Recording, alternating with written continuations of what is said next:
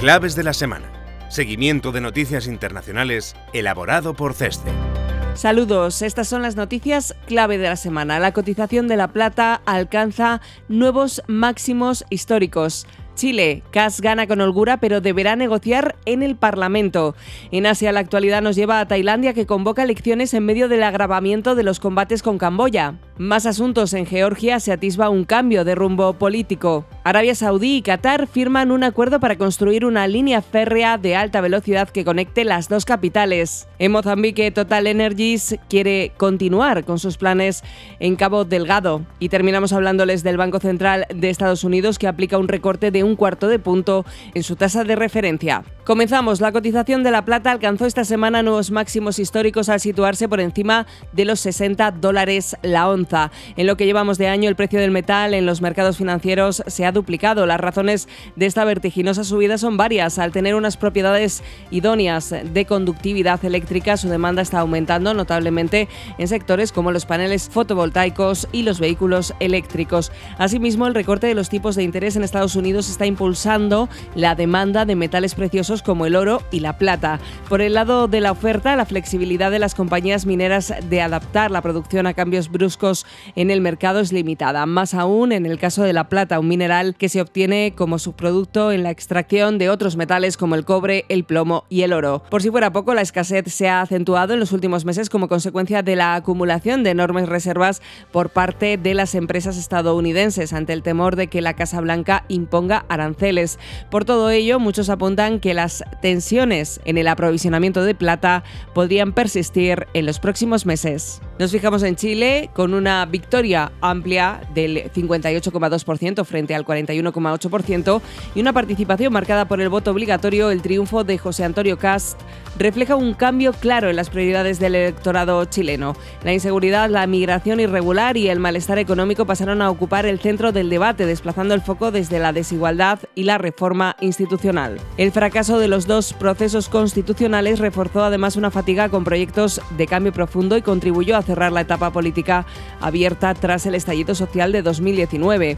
A esto se sumó el desgaste del gobierno de Gabriel Boric, que terminó perjudicando a Janet Jara, junto con una resistencia persistente en amplios sectores del electorado a la llegada del Partido Comunista a la presidencia. En ese contexto, Kass logró unir a las derechas y atraer a votantes pragmáticos que lo vieron como una opción más eficaz para restablecer el control y el orden. En términos de gobernabilidad, Kass llega a la moneda con un mandato presidencial fuerte, pero con márgenes más estrechos de lo que sugiere la magnitud del triunfo.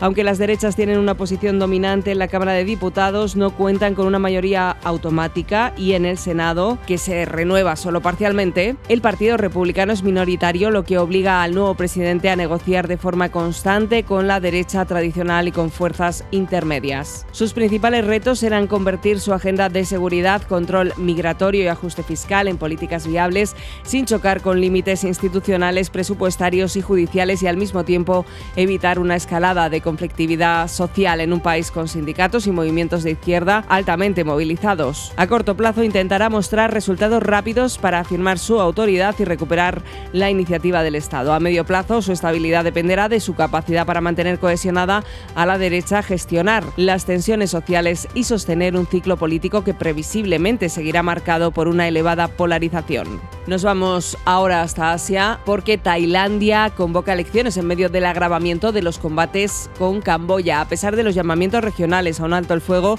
los enfrentamientos entre Tailandia y Camboya se han intensificado en las últimas semanas, culminando en un bombardeo reportado por Camboya este lunes 15 de diciembre, donde F-16 tailandeses supuestamente atacaron un puente a unos 70 kilómetros al interior del territorio camboyano en la provincia de Siem Reap. Esta escalada, que se produce tras la suspensión unilateral por parte de Tailandia de un acuerdo de paz firmado en octubre, ha provocado que Tailandia anuncie un toque de queda en su provincia de Trat y advierte a los barcos pesqueros sobre las zonas cercanas a la frontera en disputa.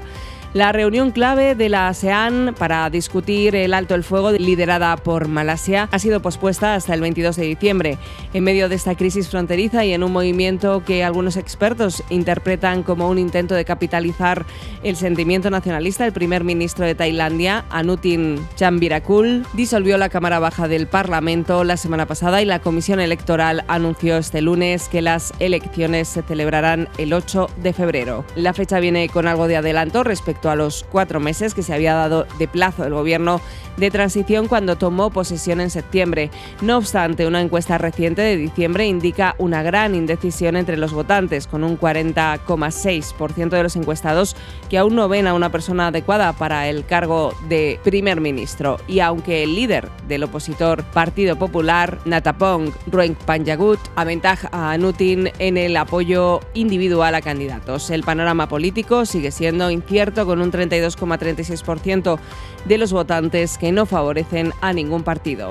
Y en Europa del Este, en Georgia, hay un cambio de rumbo político. El pasado 11 de diciembre, el Parlamento georgiano aprobó unas nuevas enmiendas a la legislación sobre reuniones y manifestaciones y sobre educación, con el objetivo de sofocar las protestas que se están produciendo en las ciudades, especialmente en Tiflis. Los manifestantes protestan contra el alejamiento del partido en el poder, Sueño Georgiano, de una política exterior de orientación pro-europea, así como de su objetivo de normalizar las relaciones con Rusia, lo que expone al país a la imposición de sanciones por parte de Europa y Estados Unidos. La desviación del rumbo pro-occidental que había tomado el país se intensificó a partir de 2023 con la propuesta de ley de influencia extranjera que exigía a las organizaciones que recibían más del 20% de su financiación desde el extranjero se registrarán como agentes de influencia extranjera.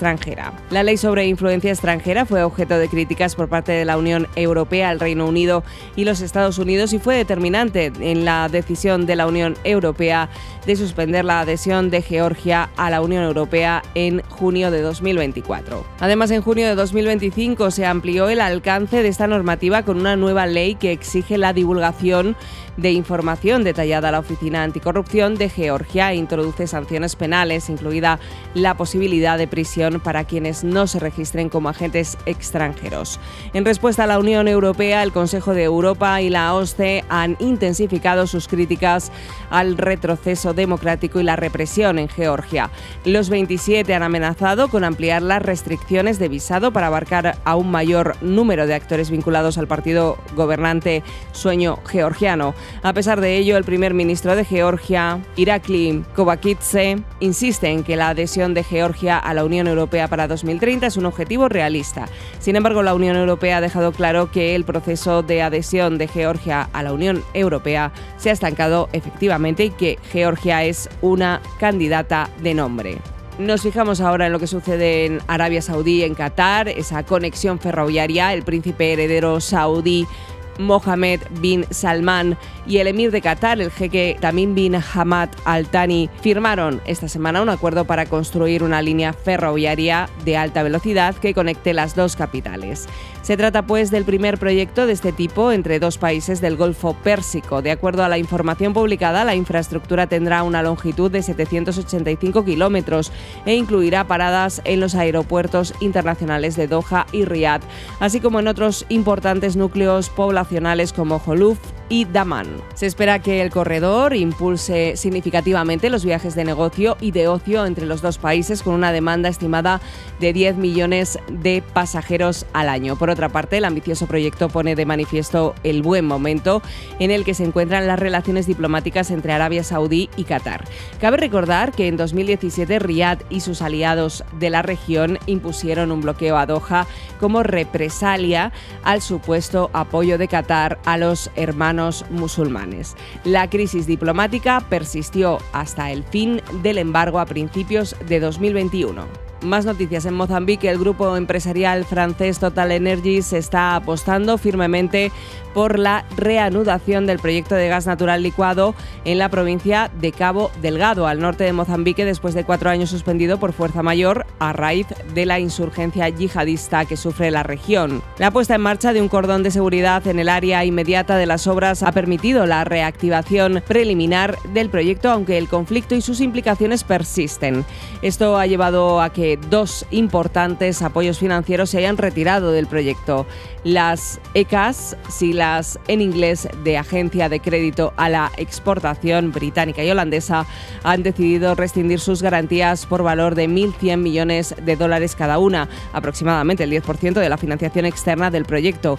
Pese a ello, los socios han decidido por unanimidad proveer capital adicional para poder continuar con sus planes de desarrollo del proyecto gasístico. Y terminamos este repaso informativo en Estados Unidos, donde el Banco Central aplicó un recorte de 1/4 punto, 0,25% en su tasa de referencia hasta dejarla en el 3,5%, 3,75%, lo que supone la tercera rebaja consecutiva en el precio del dinero. La decisión se tomó en medio de un fuerte debate acerca de si priorizar el debilitamiento del mercado laboral, que encadena 3 meses de deterioro, o la elevada inflación en el 3%, de acuerdo a los últimos datos disponibles. 3 de los 12 votantes se opusieron al recorte de 0,25%. Entre las voces discordantes se encontraba Stephen Miram, nombrado por el presidente Trump, que abogaba por un recorte mayor, mientras que otros 2 integrantes del comité apostaban por dejar los tipos invariables. Las proyecciones del organismo sitúan la inflación en el 2,4% para 2026 y tan solo un recorte adicional en el precio del dinero,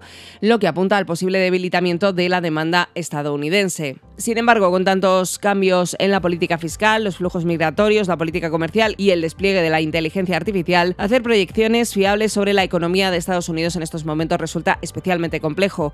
La Fed también anunció que lanzará un programa de compra de deuda a corto plazo por valor de $40.000 millones para aliviar las tensiones en los mercados monetarios de Estados Unidos. El presidente Powell enfatizó que estas compras de bonos no suponen un retorno al programa de Quantitative Easing que se empleó para estimular la economía. El anuncio se produce apenas 10 días después de que se detuviese la compra de deuda a largo plazo el pasado 1 de diciembre, lo que sugiere que la autoridad monetaria está preocupada por la volatilidad que han registrado los mercados de financiación a corto plazo en los últimos meses.